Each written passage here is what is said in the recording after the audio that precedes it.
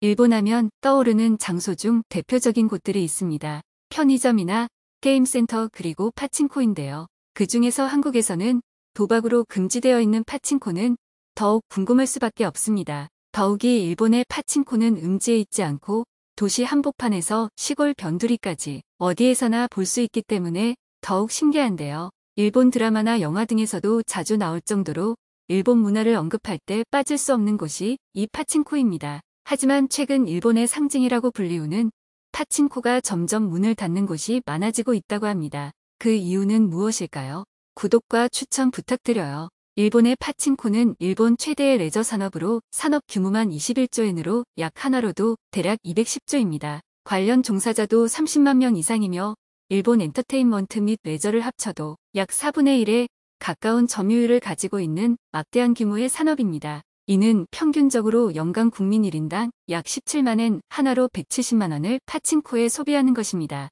파친코는 운영기업만 3,400여 개사가 있고 전국에 1만 7천 개가 넘는데 다양한 종류에 맞춰 취향에 맞게 즐길 수 있어 더욱 매니아를 양산했습니다. 또한 파친코의 편의시설 등은 사람들이 식사부터 휴식까지 할 수 있도록 잘 설비되어 있어 모든 것을 해결할 수 있습니다. 그래서 하루 종일 파친코에서 머물며 시간을 보내는 노인들도 많은 편입니다. 하지만 일본을 제외한 대부분의 국가에서는 파친코를 도박으로 규정하여 기계의 수입조차 금지되어 있는 실정입니다. 하지만 유독 일본에서만 이렇게 파친코가 발달하고 있는 근본적인 이유는 바로 오락처럼 가볍게 즐길 수 있는 느낌을 주기 때문입니다. 공식적으로는 자신이 획득한 구슬로 상품을 교환하는 시스템이지만 파친코 외부의 판매소에서 현물을 현금화하는 형식을 취하고 있습니다. 이렇게 교묘하게 사행성 도박에서 빠져나는 것을 정부에서도 인지하고 있지만 묵인하고 있었습니다. 이런 파친코 업계는 매년 100조엔 정도의 매출을 올리고 있고 정부까지 대놓고 손댈 수 없기에 약 60년간 그 인기는 대단했습니다. 하지만 최근 일본의 파친코가 점점 문을 닫으며 몰락이라고까지 표현하고 있습니다. 2019년 도쿄신문에서도 크게 보도를 한 적이 있습니다. 이런 전국민적인 파친코 산업이 쇠퇴하고 있는 가장 큰 이유는 정부에서도 그동안 소극적이었던 태도에서 본격적인 규제에 나섰기 때문입니다. 풍속영업법 시행규칙을 개정해 구슬의 당첨 확률을 대폭 낮출 것을 의무화했고 소규모 점포들은 일찌감치 비용을 감당하지 못해 문을 닫기 시작했습니다. 단순히 게임으로서 즐기는 사람들보다 도박을 위해서 이용했던 사람들이 지나치게 떨어진 확률로 인해서 일명 손절을 하기 시작한 것인데요. 오히려 이맘때 경마나 경륜 같은 도박으로 이동한 경우가 많다고 보고됐습니다. 그전에는 많이 따고 많이 잃게 되는 구조였다면 개정 후 덜 잃지만 딸 수 있는 최대치도 떨어지고 시간도 길어졌기 때문에 중독자들이 떨어져 나간 것입니다. 그 결과 가장 황금기였던 1995년과 비교해서 현재 이용객 수는 30% 수준이라고 합니다.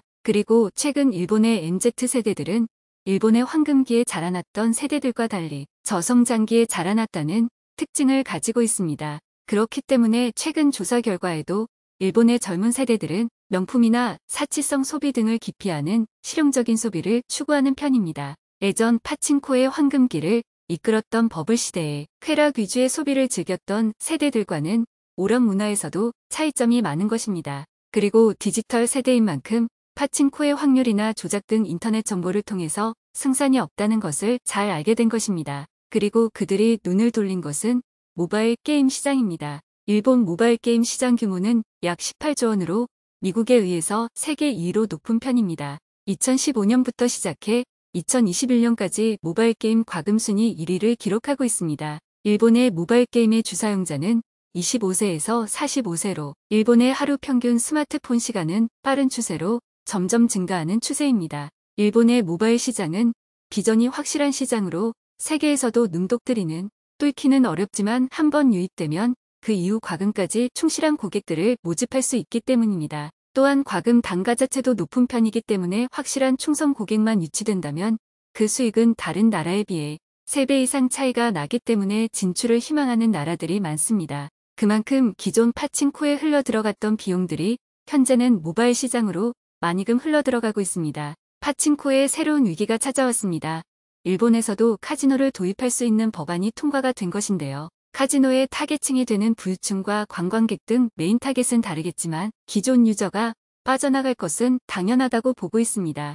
그래서 파친코 업계에서는 정부가 카지노 사업에 힘을 쏟기 위해서 파친코 업계에 힘을 빼기 위해서 규제를 강화하는 것이라고 반발하고 있습니다. 이처럼 몰락하고 있는 파친코 업계가 다시금 일어나기 위해서는 새로운 유저들을 끌어들일 수 있는 무언가가 필요하지 않을까 싶습니다. 시대는 계속 바뀌고 그 흐름에 따라가지 못한다면 일본의 상징이었던 파친코도 그 명맥을 이어나가기는 어렵다고 보여지네요. 영상이 도움이 되셨다면 구독과 추천 부탁드릴게요.